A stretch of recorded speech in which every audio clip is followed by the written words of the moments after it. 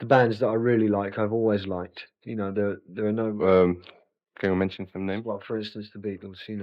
You've always liked the Beatles. Always liked. Eric Clapton earned his nickname Slowhand through relentless dedication to blues guitar. Coined by the manager of the band, the Yardbirds. His name was George Ogomalski, and he kept calling me Slowhand. The British virtuoso spent decades absorbing influences while building legendary status.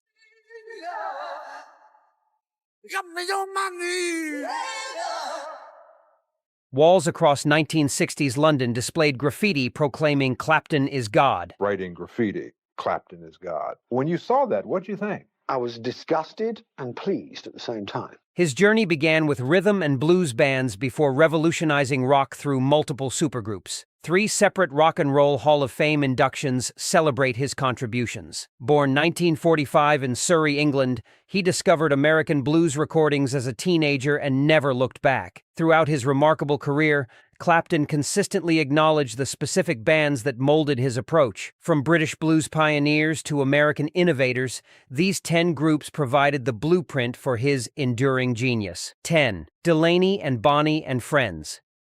The American husband-wife duo opened Clapton's ears to ensemble musicianship beyond virtuoso soloing.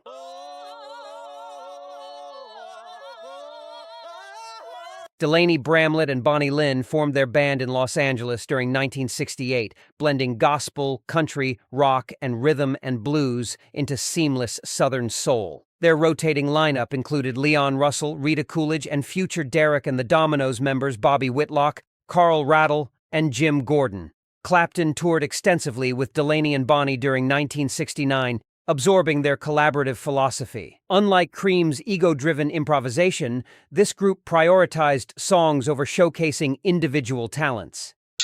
Picked up 2 free musicians who were in the rock field loosely. I think the experience transformed Clapton's musical perspective entirely. He learned that supporting vocalists and serving compositions mattered more than endless guitar solos. Their influence pushed Clapton towards songwriting and singing, rather than purely instrumental work. When forming Derek and the Dominoes, he essentially recruited Delaney's entire rhythm section. The loose, joyful approach to making music stayed with Clapton throughout his solo career, teaching him that great bands elevate songs instead of overshadowing them. 9. Little Feat. Lowell George's Los Angeles band captivated Clapton with their sophisticated fusion of styles. Where she casts a spell, and in that southern moonlight. Formed 1969, Little Feat combined funk grooves, jazz complexity, country twang, and blues grit into something completely original. George's slide guitar work and gravelly vocals created a distinctive sound that defied categorization. Clapton frequently cited Little Feat among his favorite contemporary groups during 1970s interviews. Their musicianship impressed him deeply. Very dear friends of mine, and as far as I'm concerned, they are what rock and roll is all about. Particularly Bill Payne's keyboard textures and Richie Hayward's drumming pocket. Songs like Willin' and Dixie Chicken demonstrated how American roots music could evolve without losing authenticity. The band's ability to swing hard while maintaining intricate arrangements showed Clapton new possibilities. They proved rock bands could incorporate jazz sophistication without becoming pretentious. Little Feat's live performances featured extended improvisations that served songs rather than ego. George's tragic death in 1979 devastated the music community. His influence on Clapton remained evident in the guitarist's appreciation for bands that blended genres fearlessly while maintaining soulful groove and melodic strength. 8. The Rolling Stones. Britain's greatest rhythm and blues band showed Clapton how to sustain careers through evolving sounds.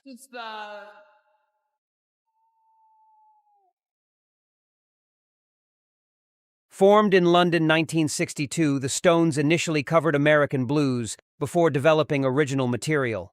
Mick Jagger's vocals, Keith Richards' riffing, and Brian Jones' instrumental experimentation created a blueprint for British rock. Clapton admired their commitment to blues roots despite commercial pressures. Some of America's earliest and greatest rhythm and blues artists, Mick Jagger, Keith Richards, Bill Wyman. Unlike bands that abandoned blues for pop success, the Stones kept returning to their foundation. Richards' rhythm guitar approach particularly influenced Clapton's understanding of groove and pocket. Both guitarists shared reverence for Chuck Berry, Muddy Waters, and Chess Records catalog. The Stones demonstrated how to honor blues traditions while creating contemporary sounds. Their longevity proved blues-based rock could evolve across decades without losing integrity. Clapton occasionally performed with various Stones members throughout his career. Their parallel journeys from British blues clubs to international stadiums created mutual respect. The Stones showed that maintaining artistic vision while achieving massive success was possible through dedication to craft. 7. John Mayall's Bluesbreakers.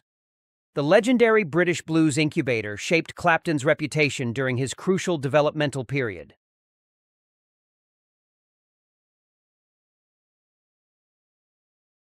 John Mayall assembled Britain's finest blues musicians in his ever-rotating lineup, creating a university for aspiring guitarists. Clapton joined 1965 after leaving the Yardbirds. He found me and took me into his home and asked me to join his band, and I stayed with him. Seeking freedom to explore authentic blues expression. The Bluesbreakers album featuring Clapton, nicknamed the Beano album, became essential listening for British guitarists. Mayall gave Clapton complete liberty to develop his Les Paul through Marshall amplifier tone. This combination created the signature sound that inspired countless imitators. Mayall's band demanded disciplined musicianship while encouraging creative exploration. Unlike pop-oriented groups, the Bluesbreakers focused purely on blues integrity. Clapton absorbed lessons about dynamics, phrasing, and respecting the 12-bar foundation. The experience built Clapton's confidence as soloist and bandleader. Mayall's mentorship showed him how to balance tradition with innovation. Future guitar heroes Peter Green and Mick Taylor also graduated from Mayall's program, proving its importance in British blues evolution. 6. The Yardbirds. Clapton's first major band introduced him to professional musicianship and the British blues scene.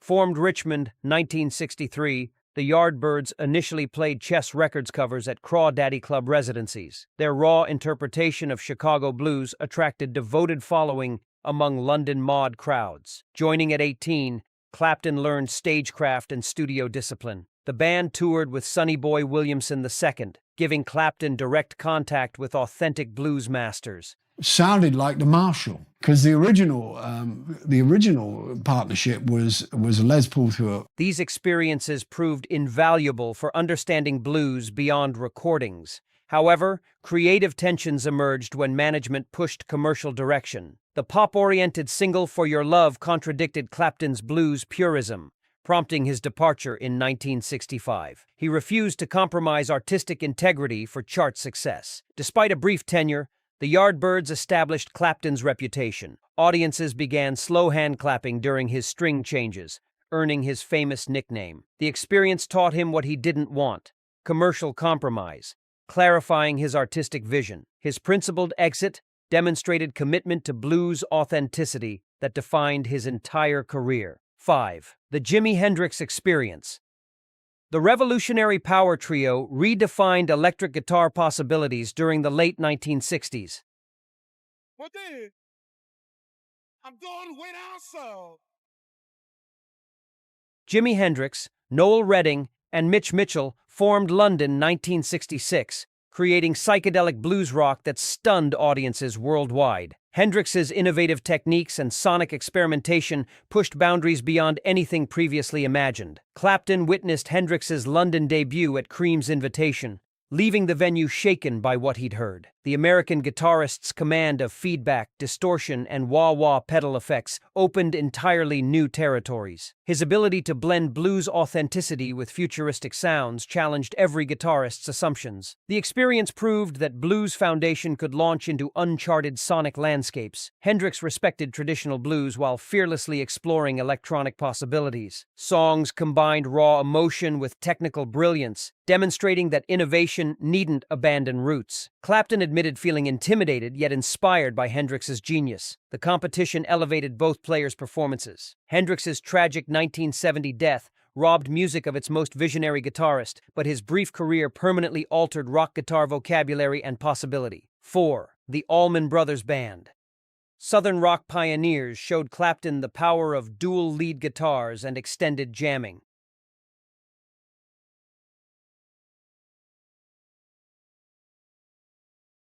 Founded in Jacksonville, 1969, the band featured Duane Allman and Dickie Betts trading melodic lines over a powerful rhythm section. Their blend of blues, jazz, and country created a distinctly American sound. Clapton first heard Duane Allman on Wilson Pickett's Hey Jude cover, immediately calling Atlantic Records to identify the mysterious guitarist. Producer Tom Dowd arranged their fateful Miami meeting in 1970. Watching the Allman Brothers perform live that night changed Clapton's perspective on ensemble playing. The band's dedication to live performance over studio perfection resonated deeply. Their improvisational approach emphasized musical conversation between instruments rather than individual showcases. Duane's slide guitar mastery particularly impressed Clapton, influencing his own slide technique. The collaboration on the Layla album cemented their brotherhood. Duane contributed essential guitar parts and the iconic Layla riff itself. His 1971 motorcycle death devastated Clapton, but the Allman Brothers' influence on his musical philosophy remained permanent. 3. Cream. Though Clapton co-founded this supergroup, Cream itself became a transformative influence on his development.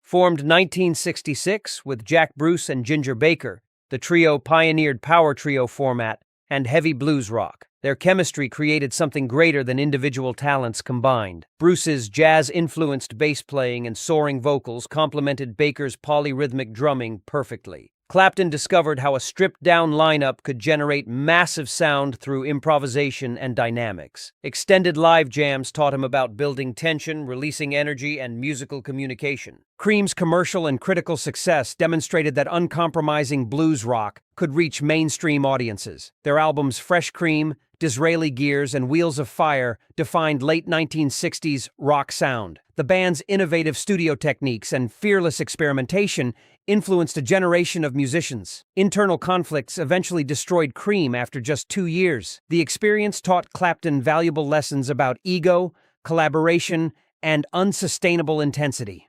Despite its brief existence, Cream's impact on rock music proved immeasurable and lasting. 2. Blind Faith. The short-lived supergroup represented Clapton's attempt to move beyond Cream's intensity. Can't find my way home.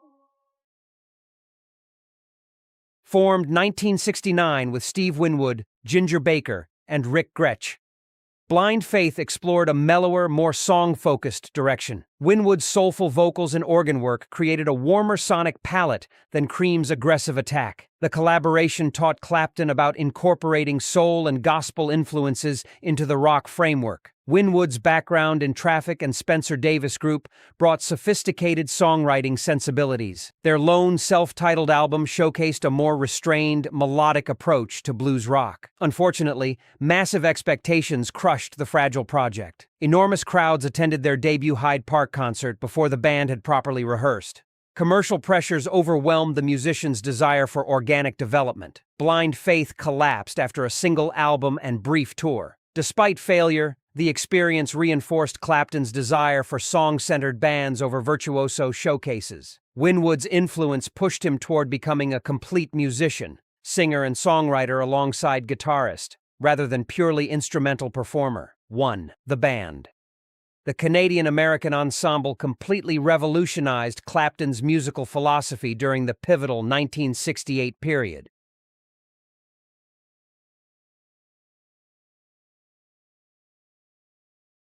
Robbie Robertson, Levon Helm, Rick Danko, Richard Manuel, and Garth Hudson created rootsy Americana sound on debut album Music from Big Pink. Their emphasis on songcraft over showmanship struck Clapton profoundly. What I appreciated about the band was they were more concerned with songs and singing, Clapton stated. This revelation came precisely when Cream's endless soloing had grown tiresome. The band demonstrated that great musicians could serve material without dominating it. Their humble approach to arrangements and ensemble playing offered alternative to ego-driven rock. Clapton decided to end Cream partially because of the band's influence. Their organic sound and democratic structure inspired his next projects, particularly Derek and the Dominoes. The Weight and other compositions showed how storytelling and atmosphere could matter more than technical virtuosity. The band proved that stepping back musically sometimes meant moving forward artistically. Their influence redirected Clapton's entire career trajectory toward becoming a complete artist